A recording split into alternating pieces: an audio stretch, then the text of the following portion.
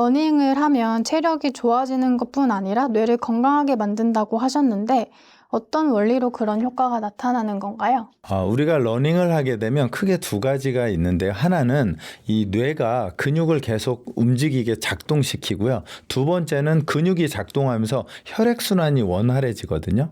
그러면 혈관, 심장 또는 혈관과 심장을 통해서 피가 뇌로 올라가면 BDNF라고 신경성장인자가 활성화되면서 뇌가 젊어지게 됩니다. 이게 첫 번째고요. 그리고 두 번째는 기억과 학습을 관장하는 해마라고 하는 해마의 활성도가 올라가면서 당연히 기억력과 학습력이 올라가게 되죠. 그거 역시도 뇌가 활성화되고요. 아마 여러분들이 무서워할 수 있는 알츠하이머라든지 치매는 이런 기억과 학습 능력이 떨어지는 거거든요. 그래서 운동을 통해서 해마의 영향력이 더 높아진다고 생각하시면 되겠습니다. 그리고 마지막은 아마 운동하시면 아마 그런 경험들이 있으실 거예요. 힘든데 자꾸 웃음이 나와요. 그래서 보통 걷거나 달리게 되면 힘들지만 미소가 지어지는 이유는 우리가 우울증과 스트레스가 감소되기 때문입니다. 그래서 외국에서 어떤 병원에서는요, 우울증과 스트레스 있는 사람에게 약을 먹이는 게 아니라 러닝을 처방하는 경우들이 많아지고 있고요. 이게 효과가 약보다 부작용 없이 훨씬 높다는 연구들이 최근에 많이 나오고 있습니다. 그래서 혹시라도 여러분 집에서 조금 우울하거나 스트레스를 받는다면 한번 가볍게 슬로우 조깅이나 러닝을 해보시면 도움이 되실 겁니다. 러닝 초보자들이 가장 힘들어하는 게 바로 숨이 차는 문제인데요. 안정적으로 호흡을 할 수 있는 4가지 훈련법이 있다고 들었습니다. 그게 무엇인가요? 아마 러닝을 하시는 분들이 제일 힘들어하는 게 호흡일 거고요. 아마 혹시 수영장에서 수영을 하시는 분들도 호흡이 제일 어려우실 거예요. 그 이유는 우리가 공기를 마시고 뱉는 걸 정확하게 해야 되는데 둘 중에 하나만 하면 숨이 차게 됩니다. 마시기만 하거나 뱉기만 하거나. 그러면 들어오는 공기의 양과 나가는 공기의 양이 비례하지 않기 때문에 숨이 찬 거거든요. 그래서 만약에 여러분들이 처음 달린다면 달리면서 호흡 연습을 하셔야 돼요. 첫 번째 연습은 2대2의 호흡인데요. 코로 2번 마시고 2번 뱉는 겁니다. 그래서 약간 기차처럼 칙칙폭폭이거든요. 코로 근데 여기서 주의하셔야 될 점은 입으로 마시면 절대로 안 됩니다. 입으로 마시면 입이 말라서 얼마 뛰지 못해서 아마도 목이 타서 뛰는 게 어려워질 거고요. 이게 첫 번째 훈련이고요. 만약에 두 번 흡기와 호기를 하는데 너무 빠른 느낌이 나면 길게 두 번 대신에 한 번 하는 것을 추천드립니다. 한 번은 어떻게 하냐면요. 코로 입으로 근데 지금 제가 호흡만 보여드리는데 뛰는 걸로 하시면 2대2의 비율은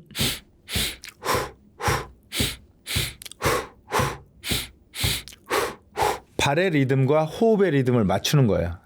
저 조금 전에도 말씀드린 수영할 때 팔의 동작과 호흡을 맞추는 것처럼 달리기는 다리의 동작과 호흡을 맞추는 겁니다. 근데 만약에 1대1의 호흡이면 2번 디딜 때 한 번 마시죠.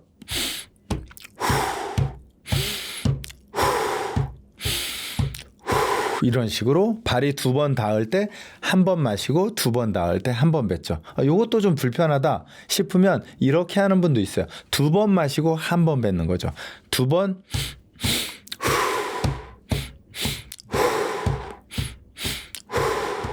이렇게 한 서너 가지 방법을 한번 해보시고 나에게 가장 잘 맞는 거 있을 겁니다. 그러면 그 방법을 가지고 지속적으로 하다 보면 어느 순간 내가 신경 쓰지 않아도 호흡이 발과 리듬과 타이밍이 맞아질 때 가장 안정적으로 호흡할 수 있습니다.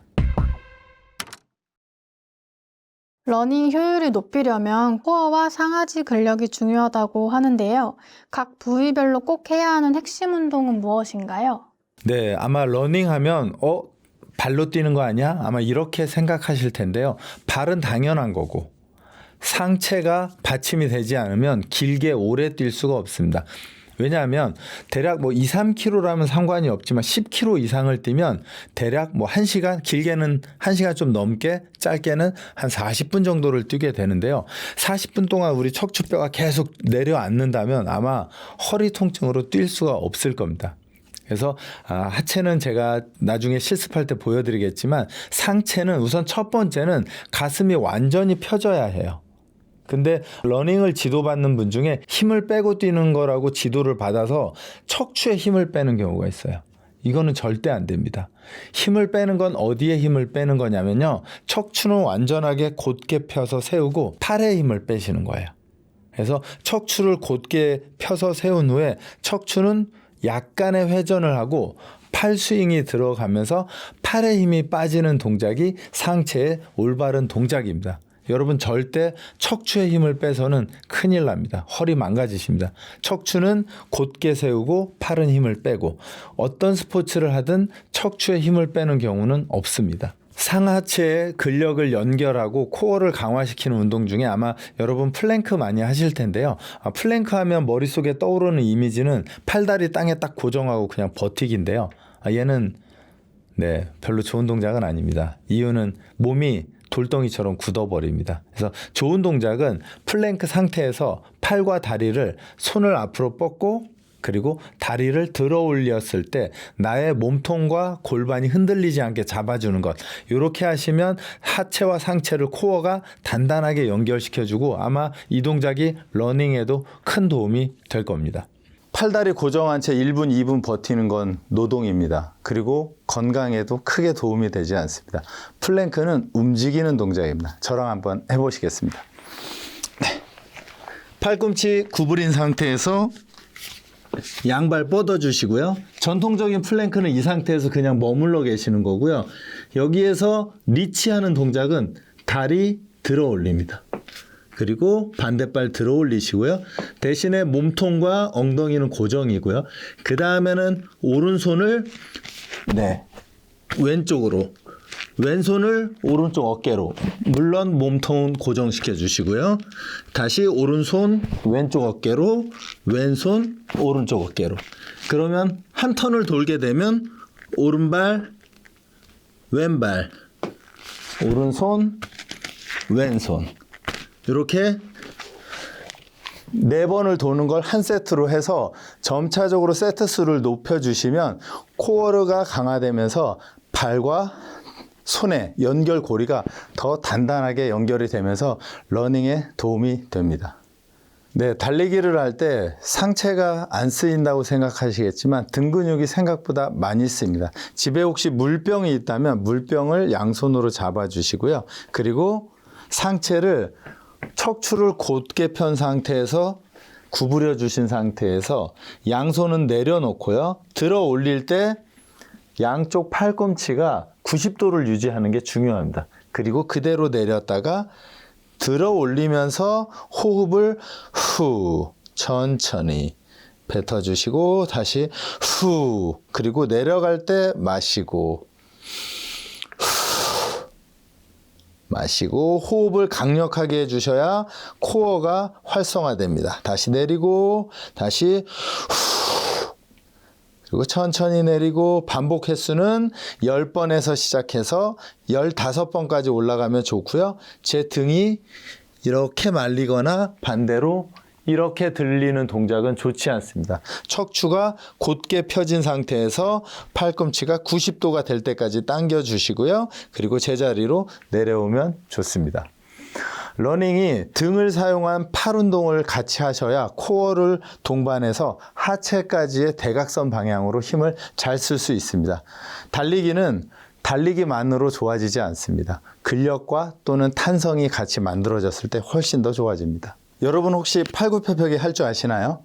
아마 잘 못하실 거예요. 이유는 팔은 내가 운동을 하지 않으면 강화되지 않습니다. 다리는 걷거나 계단을 오르거나 언덕을 오르면서 강화가 되는데 손은 펜, 핸드폰, 모니터, 자판 빼고는 쓰지 않거든요. 그래서 팔을 강화시키는데 가장 좋은 운동 팔굽혀펴기를 해보겠습니다.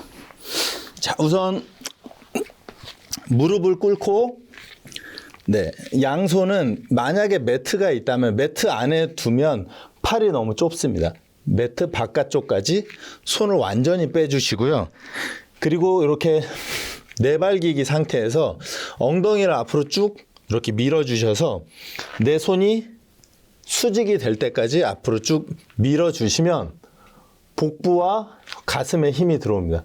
그런데 이 팔이 이렇게 뒤로 가면 네, 팔로만 체중이 실리기 때문에 상체에 힘이 들어오지 않습니다. 그래서 중요한 첫 번째는 완전히 밀어서 수직선상에다 둔다. 그러면 지금 저도 가슴과 복부에 힘이 들어왔거든요. 이 상태에서 천천히 내려갔다가 올라간다. 그랬을 때 가슴, 복부까지 힘이 들어와야 됩니다. 그래서 내 양쪽 손과 얼굴의 위치가 정삼각형이 됐을 때 가장 좋은 팔굽혀펴기가 됩니다. 자, 제가 몇 개만 해보겠습니다. 이렇게 하나, 둘, 척추체는 그대로 유지해 주시고요. 셋, 넷,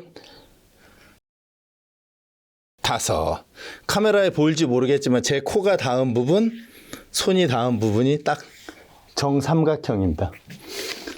무릎을 꿇고 하든 펴고 하든 이 정삼각형을 이룰 때 팔의 부담을 줄이면서 상체를 강화할 수 있는 가장 좋은 방법입니다.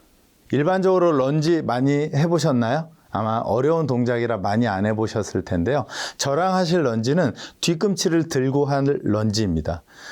발이 완전하게 붙어 있게 되면 허벅지와 엉덩이만 운동이 되는데요. 뒤꿈치가 살짝 들린 상태가 되면 발바닥과 종아리가 쓰이니까요. 러닝에 최적화된 동작입니다. 차렷 상태에서 발을 뒤꿈치 살짝 들어주시고요. 허리 손 올려주시고 반대발이 뒤로. 그리고 지금 보이는 것처럼 뒤꿈치는 살짝 떠 있어야 됩니다.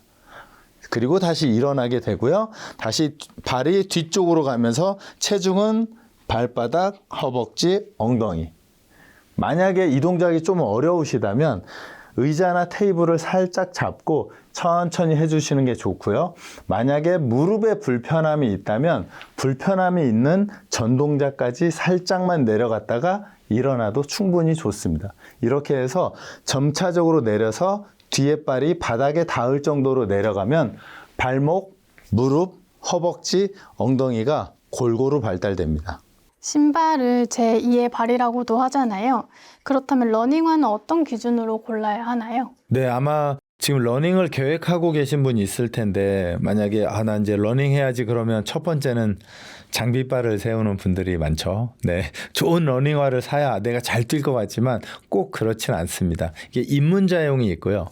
중급자용이 있고 상급자용이 있는데요. 보통 입문자용은 일반적으로 플랫한 운동화가 좋습니다. 왜냐하면 입문자가 상급자에 요즘 나온 카본화라든지 굽이 요새 러닝화들의 굽이 높아지고 있거든요. 혹시 제 연배 또는 저보다 오래되신 분들은 아식스라고 젤로 만든 굉장히 얇은 러닝화가 그때 인기였어요. 근데 얘는 발에서 거의 다 충격 흡수를 하지만 그 젤에서도 충격 흡수를 했거든요. 최근에 좋은 운동화들 러닝화 보면 이 깔창이 굉장히 높아지고 있는데 입문자들이 그걸 신게 되면 한번 생각해 보세요. 사회 초년생인 아가씨가 굽 있는 구두를 신고 걸어 다니면 삐뚤빼뚤하게 되겠죠. 높아지면 균형 잡기가 어려워지거든요. 그래서 입문자는 가능하면 조금 낮은 굽을 가진 운동화를 신는 걸 추천드리고요. 상급자 정도 된다면 요즘 나오는 앞코가 조금 들려있는 그런 운동화를 선택하시면 좋습니다. 무조건 비싸고 좋아 보이는 게 여러분 몸에 맞는 게 아니고요. 나의 실력에 맞는 걸 선택하는 게 건강하게 달리는 아주 중요한 요인이 됩니다. 러닝과 슬로우 조깅 중에 다이어트에 더 효과적인 것은 무엇인가요? 다이어트를 기준으로 러닝과 슬로우 조깅을 보면 단연 러닝이 강합니다. 왜냐하면 러닝의 운동 강도가 강하기 때문에 예를 들어서 30분씩 운동을 했다라고 하면 러닝이 다이어트에는 훨씬 효과적입니다. 슬로우 조깅은 러닝보다 못하지만 효과가 있죠. 그래서 만약에 다이어트를 목적이다 또는 조금 몸을 쉐입하게 얇게 만들고 싶다라고 하면 슬로우 조깅을 하는 분들이 점차적으로 러닝까지 가면 아마도 예쁜 몸을 가질 수 있을 겁니다. 왜냐하면 장거리 러닝을 하는 선수들 보면 뱃살이 하나도 없죠. 왜냐하면 기본적으로 러닝을 하면 저도 약간 몸이 있는 편인데 몸이 크면 클수록 불리해지거든요. 얇을수록 건강하게 뛸 수 있는 조건이기 때문에 살이 빠질 수밖에 없습니다. 러닝 직전에 근육의 긴장을 풀고 몸을 깨워주는 가장 효과적인 스트레칭 동작은 무엇인가요? 네, 제가 가장 많이 받는 질문 중에 하나인데요. 러닝 전에 어떤 스트레칭을 해야 합니까? 하는데 스트레칭 절대 안 됩니다. 제가 도시락 싸들고 가서 말리고 싶습니다. 왠지 궁금하실 텐데요. 러닝은 근력으로 뛰는 게 아니고 탄성이라는 걸로 뜁니다. 탄성은 잘 생각해 보시면 조금 단단해야 해요, 근육이. 그런데 스트레칭을 하면 풀어져 버리거든요.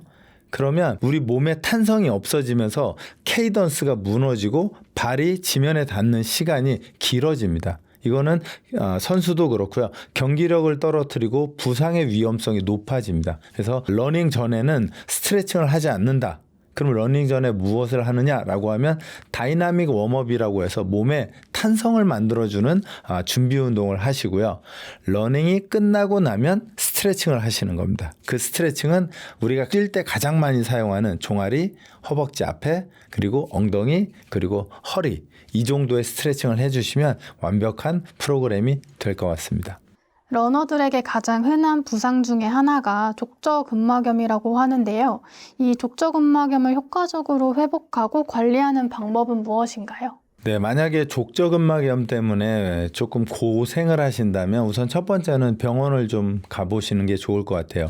왜냐하면 염증이나 부상이 너무 크다면 혼자서 해결하기 좀 어렵습니다. 그래서 한번 가까운 곳에 가서 진료를 보시고요. 만약에 의사 선생님이 운동을 하세요라고 하면 둘 중에 하나입니다. 어렵지 않아요. 둘 중에 하나인데 예를 들어 첫 번째는 내가 근력이 없는 경우도 족저근막염이 생겨요. 발바닥이나 아킬레스 종아리에 힘이 없으면 주저앉으면서 발바닥에 족저근막염이 생기게 되고요. 두 번째로는 유연성이 없는 경우예요. 너무 딱딱하면 충격을 흡수할 수 있는 능력이 떨어져 버리거든요. 그런 경우는 스트레칭을 하셔야 돼요. 자, 그러면 여기서 내가 딱딱한지 유연한지 어떻게 알지? 이렇게 아마 고민하실 텐데 혹시 지금 집에 계시면 해보세요. 양발을 이렇게 모아서 저희 예전에 그 푸세식 화장실에 앉듯이 그렇게 쪼그려 앉아보세요. 발바닥이 떨어지지 않고 쪼그려 앉을 수 있으면 그분은 근력이 부족해서 족저근막염이 온 거고요. 쪼그려 앉았는데 뒤꿈치가 들리거나 발이 벌어진다라고 하면 나는 유연성이 없어서 족저근막염이 생겼구나 이렇게 생각하시면 아주 간단합니다. 그래서 유연성이 없으면 스트레칭, 근력이 없으면 뒤꿈치를 들어 올리는 종아리 운동을 해주시면 족저근막염을 탈피해서 즐겁게 러닝을 할 수 있습니다.